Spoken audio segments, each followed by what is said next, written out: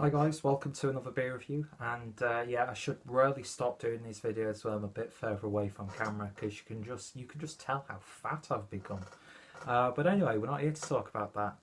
We're here to do a beer review, hopefully. I mean, this is take two, because you might have already seen it. I went on a little bit of a rant about people getting their moral high horses when it comes to beer that may be owned by a bigger company. Which I'm not even going to touch that in this video, because hopefully you might have seen it. If not, link is down below. But of course we're talking about Goose Island, and we're looking at the Goose IPA. So this is clocking in at 5.9%. IBU count is 55, and of course it's in a 12 fluid ounce bottle, 355 mils.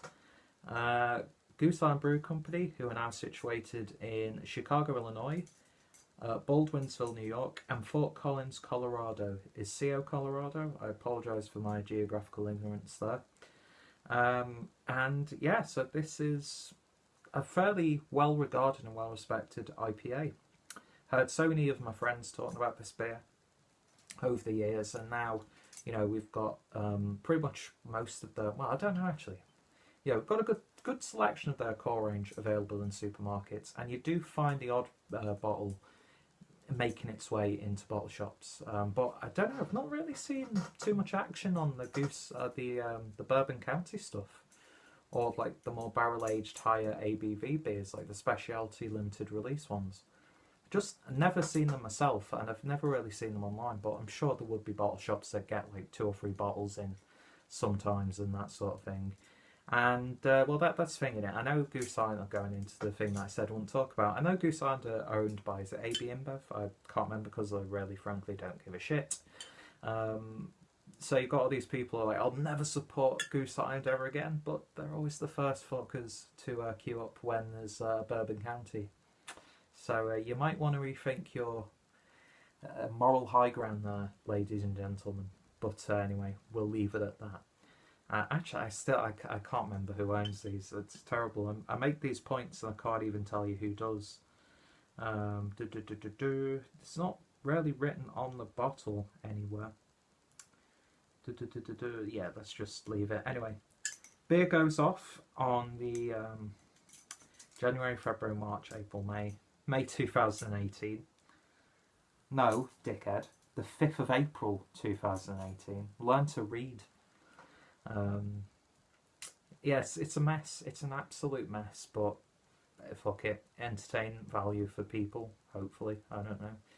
So yeah, I do like the look of these. I think this is the sort of newer artwork. The older one was, you got more focus on the actual logo, which I friggin' love the Goose Island logo. Such a cool little logo. And yeah, it's a wonderfully presented bottle of beer. It really, really is. The green colour scheme. Lovely label on the neck, and there is an absolutely fantastic crown. So, you know, it ticks all the boxes in its presentation. Words fail me sometimes, literally. And yeah, from the consensus from good friends of mine whose opinions I do value on beer, it's not a bad beer, and to get it as part of a 3 for £5 deal, got this in my local bargain booze. I'm happy to give it a try, don't care who owns it, because I know more of my money actually goes to breweries when I buy locally and from bottle shops than they do, well, the less money goes to the big conglomerates.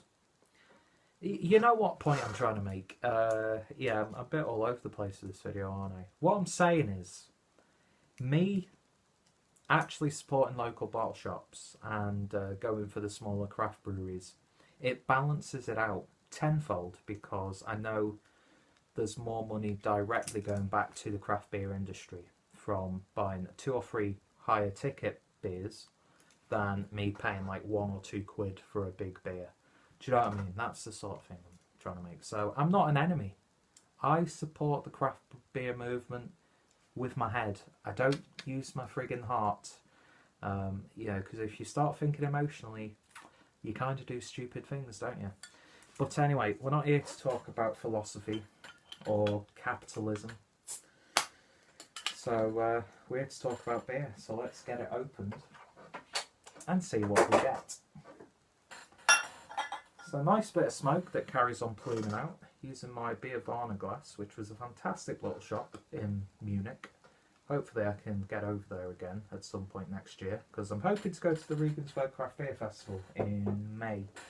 So maybe a day trip to Munich is going to be part of that plan. We'll see if that actually happens. So beer in a glass then, and that's a lovely sort of copper orangey golden colour.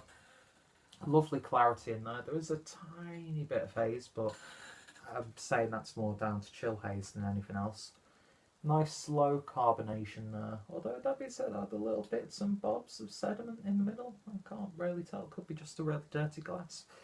But yeah, it's what you expect from sort of like a classic American IPA. And beer poured with about 1 finger's worth of a ever so slightly off-white head. Nice for back bubbles. Looks a bit creamy and foamy at the same time on the top. So yeah, it's really what you would expect from this sort of IPA. So anyway, let's give it a sniff. And yeah, you get your typical like Citra, Cascade, that sort of thing. Although I don't know what hops are being used in this one. But we'll have to get that slight spicy Goldings sort of aroma coming from this. It's a little bit piney, a little bit resinous. It's got that, to me, a West Coast vibe. Not exactly sure what style of IPA this is supposed to be. It's one of the few times that, well, I do go in blind quite a lot actually. But yeah, it's won loads of medals over its lifespan. And the hops are grown for Goose Island at Elk Mountain Farm, so I'll be sure to put them in the description box. No, it doesn't give you a recipe list, doesn't really tell you what hops are used in this one. But it's got that West Coast vibe about it, but then you've got this like sort of earthy, spicy, British IPA sort of character. Nice crisp, almost Pilsner-like malts. It's very citrusy, very lemony up front. Then that resiny, piney edge comes through nicely. It's got that slight fruity sweetness to it. And then you get the very subtle like mango flavour. There's a big hit of grapefruit in there as well. It's not the most fragrant or in-your-face smell on IPA, but it's a strong smell on IPA at the same time. Really nice and pleasant, nice and simple. A little bit laid back, you know, not in your face, but it smells good. And as you can see, with me waffling, that head has died down pretty much completely. So without any further ado, let's give this a taste and see what we get. Cheers, guys.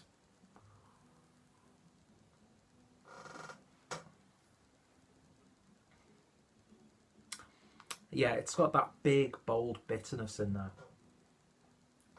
Like big, big hit of grapefruit there without that slight grapefruit sweetness.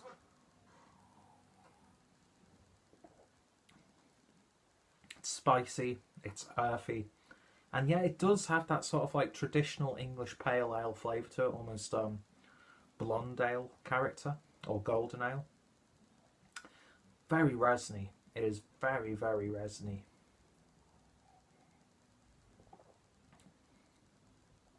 Yeah, that bitterness is actually really quite strong. I was not expecting it to be that sharp. But it's pleasant at the same time. It's very zesty. Like you've just squeezed a fresh orange on your tongue. It's got that slight sharpness about it. But it never outstays its welcome. Do you know what? I could see people who are getting into the craft beer scene trying this and maybe finding it a bit too bitter.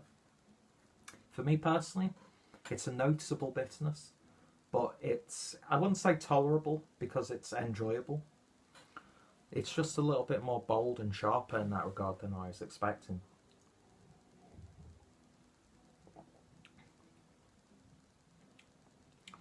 Body is medium, a little bit lower than medium perhaps. Does finish a tad watery on the back end, but at the same time you get that stickiness around your palate.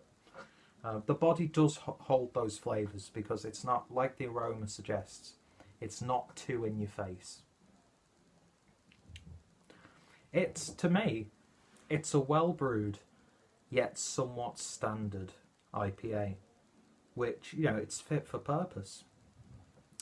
Alcohol is masked nicely, so you could probably session this and it'll catch up on you on the end. But it's one of those ones that you don't sit and review like I've been doing, and many others have, and many others will. It's just one to sit back with, enjoy. It's one of those beers that's going to complement spicy food, like American diner, bar sort of foods, like ribs, burgers, chicken wings, that sort of thing, a curry, pizza as well. You know, a few of these on pizza night, fantastic. Shame we don't actually have any pizza. Well, we do, it's just shitty, cheesy ristorante with those like horrible thin slices of mozzarella that just like peel off when they're cooked. I just can't stand that. Put a bit of pepperoni on it for fuck's sake. Don't get me started on people who have pineapple on their pizza. Jesus Christ. But anyway. And I think actually Goose Island do a lot of work with a pizzeria. If I saw a post on Instagram, a collaboration that they did with an eatery of some sort, and it was pizza. Could be completely wrong about that. And yeah, I have been sat with a hunchback for this whole review, but there's no bells and whistles with this one. The only real unique factor to it is that sharp bitterness. But aside from that, would I drink it again? Probably. Just to have a casual beer. One of those ones where if the range of like the 3 for £5, 4 for £6 isn't really that great, and you needed that one beer to top off the deal, yeah, you can happily pick this one up. Perfect hangout beer for my fellow beer tubers out there.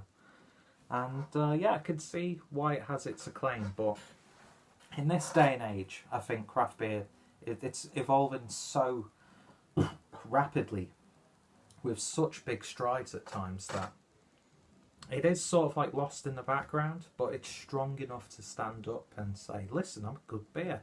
I'm brewed by a good brewery. I might be owned by somebody else, but we still churn out good beers. And yeah, it's a standard, acceptable, tasty, simple IPA. 7 out of 10. I'd buy it again. And yeah, I'm interested to try more of the Goose Island stuff. So if you've tried this one, as always, let me know your thoughts, opinions down below. Are you a fan of Goose Island? What's your take on Goose Island now that I think they've been owned by someone else for a good couple of years now? It just shows you how much of a disinterest I have in the politics of beer when I can't remember who's taken over the brewery. But yeah, what are your thoughts, opinions on that? No opinion is wrong, just don't call me a dick. Well, if you do, I'll call you a dick back, quite frankly. But yeah, 7 out of 10, standard IPA, and it's one I would happily have again. But I wouldn't rush out to buy another bottle of it, I don't think, because there's just so much out there for you to try. And there are IPAs that I would probably pick over this to drink on a regular basis, but I wouldn't say no if this was presented to me. In fact, I wouldn't really say no to many beers that were presented to me, let's be honest. So, as always, if any of my friends here on BeerTube have reviewed it, then their links will be down below. Check out Goose Island, all that usual stuff. Check out my American Craft Beer playlist. Check out my IPA playlist for more reviews. And yeah, if you want to hear me rant on like a little bitch about a topic that I clearly don't really know too much about, then check out that video as well if you haven't done so already. Anyway, it's another 12-minute review. Seems, well, 14-minute review. Jesus Christ. I seem to have longer reviews on beers that don't really need long reviews. It's just a clueless drink away, ladies and gentlemen. Anyway, thank you guys for watching. I shall hopefully see you all later. Don't know what's going on for my eyes. See you. Fucking idiot.